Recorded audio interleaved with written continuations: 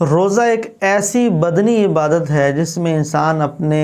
ظاہر کو بھی گناہوں کو بچاتا ہے اور اپنے باطن کو بھی گناہوں کو سے بچانے کی کوشش کرتا ہے اگر وہ چاہے۔ لیکن بعض لوگوں کو آپ نے دیکھا ہوگا روزہ رکھتے ہیں جھوٹ بھی بولتے ہیں، روزہ رکھتے ہیں غیبت چغلی بھی کرتے ہیں، روزہ رکھتے ہیں عملاً گناہ بھی کرتے ہیں۔ تو یاد رکھیے کہ روزہ رکھ کر جو گناہ کرتا ہے اس سے اس روزے کی نورانیت چلی جاتی ہے۔ بالخصوص جھوٹ بولنا یہ بہت بڑا گناہ ہے، کبیرہ گناہ ہے، روزے کے علاوہ بھی حرام ہے، روزے میں تو اور زیادہ حرام ہے۔ نبی پاک صلی اللہ علیہ وسلم نے ایسے لوگوں کے متعلق ارشاد فرمایا، من لم یدع قول الزور والعمل به، جس نے جھوٹی بات کہنے اور اس پر عمل کرنے سے اجتناب نہ کیا، جو اس چیز سے نہیں رکا، فلیس للہ حاجۃ فی ان یدع طعامہ وشرابہ، تو اللہ کو اس کے کھانا اور پانی چھوڑنے کی کوئی پرواہ نہیں۔ الامان الحفیظ، یہ کتنی بڑی وعید ہے۔ تو انسان جو ہے اس کو چاہیے کہ وہ اپنے ظاہر اور باطن دونوں کو اللہ تعالیٰ کی نافرمانی والے کاموں سے بچائے، اس لیے کہ جب وہ روزہ رکھ رہا ہے، روزہ رکھ کر وہ حلال چیزوں سے رک رہا ہے، یعنی کھانا حلال تھا لیکن وہ روزہ رکھنے کی وجہ سے نہیں کھا رہا، وہ پینا حلال تھا، جماع اپنی زوجہ سے حلال تھا لیکن وہ ان کاموں کو نہیں کر رہا اس لیے کہ میرے رب کا حکم ہے، لیکن وہ روزہ رکھ کر پھر اللہ کے نافرمانی والے کام جھوٹ کو کیوں کر رہا ہے، اس بارے میں اس کو غور و فکر کرنا چاہیے۔ تو جھوٹ تو عام حالات میں بھی حرام ہے اور روزے میں اور برا ہے، اس لیے کہ جس طرح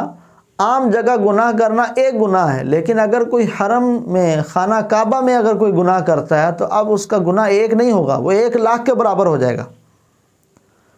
تو اسی طرح جب وہ روزہ رکھ رہا ہے تو اس میں اس جھوٹ کا گناہ اس سے بھی بڑھ جائے گا۔ یہاں قول الزور سے مراد صرف جھوٹ نہیں ہے، علماء نے فرمایا کہ اس سے مراد ہر وہ گناہ جو زبان سے کیا جائے، چاہے وہ غیبت ہو، چغلی ہو، فحش گوئی ہو، گالی بکنا ہو، ان تمام چیزوں سے وہ اپنے آپ کو روکے۔ اسی طرح والعمل بھی، اس پر عمل نہ کرے، یعنی ہر وہ کام جس میں عمل پایا جاتا ہے، چاہے وہ عمل گناہ کا کام ہاتھ سے ہو، آنکھ سے ہو، اپنے پاؤں سے چل کر ہو، اس سے اپنے آپ کو بچائے، اس لیے کہ انسان جب گناہ روزے کی حالت میں کرتا ہے اس سے اس روزے کی نورانیت چلی جاتی ہے۔ وجہ یہ ہے کہ دو متضاد چیزیں، دو الٹ چیزیں جمع نہیں ہو سکتی۔ اللہ تبارک و تعالیٰ نے روزے کے متعلق فرمایا کہ روزہ جو ہے وہ میرے لیے ہے اور میں اس کی جزا خود ہوں، اور جو جھوٹ بولتا ہے اس کے بارے میں فرمایا لعنت اللہ علی الکاذبین، جھوٹوں پر اللہ کی لعنت۔ تو ایک بندہ اللہ کے لیے ہے اور اللہ تعالیٰ اس پر لعنت بھی فرمائے، ایسا نہیں ہو سکتا۔ لہٰذا اپنے آپ کو ظاہری گناہوں سے بھی بچائیں، باطنی گناہوں سے بھی بچائیں۔ تو روزہ رکھ کر جہاں ہم اللہ کا حکم مانتے ہوئے جائز چیزوں سے اجتناب کرتے ہیں، وہیں پر اللہ کی حرام کردہ چیزوں سے بالخصوص اپنے آپ کو بچایا جائے۔ البتہ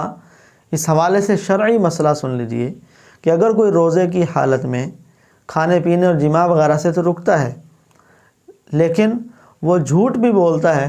اس سے اس کا روزہ شرعی اعتبار سے تو ہو جائے گا لیکن اس کے روزے کی نورانیت چلی جائے گی، اس روزے کا اصل مقصد اس سے فوت ہو جائے گا۔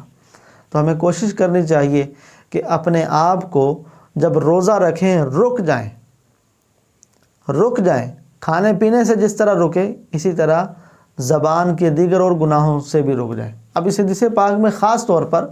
زبان کے گناہ کو یعنی کہ جھوٹ بولنے کے حوالے سے فرمایا گیا کہ اللہ کو اس کی حاجت نہیں، حالانکہ اس میں اور گناہ بھی شامل ہے۔ علماء نے فرمایا کہ دیگر جو گناہ ہیں وہ ان سے بھی اپنے آپ کو بچائے،